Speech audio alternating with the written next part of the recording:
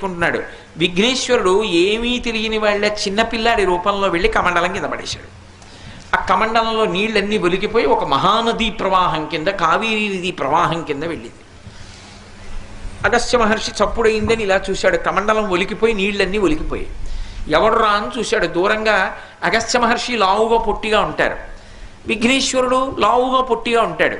పిల్లవాడి రూపంలో పరిగెడుతున్నాడు. ఈ పిల్లాన్ని పట్టుకుని కొట్టేస్తాను, నా కమండలం పడేశాడని వెనకాతల పరిగెత్తాడు. పరిగెత్తి దగ్గరికి వెళ్ళి చెయ్యట్టుకుని చూసేటప్పటికీ విఘ్నేశ్వరుడిగా సాక్షాత్కరించాడు. కనపడేటప్పటికి అమ్మ బాబోయ్, పరమశివుని కుమారుడు పరబ్రహ్మం విఘ్నేశ్వరుడు అని చెప్పి అంత పెద్ద ఆయన సంతోషంతో ఏం చేశాడంటే, స్వామి పొరపాటు అయిపోయిందని ఇలా ఇలా ఇలా అన్నాడు. అప్పుడు వరం ఇచ్చాడు, ఇలా ఎవరన్నా క్షమించేస్తానన్నాడు. అందుకే మొదట అగస్త్యుడు ఇలా మిటికెలు కొట్టుకున్నాడు. అప్పటి నుంచి ఇప్పటికే అంతే, ఆయన దగ్గరికి వెడితే ఇలా అంటే చాలు సంతోషం.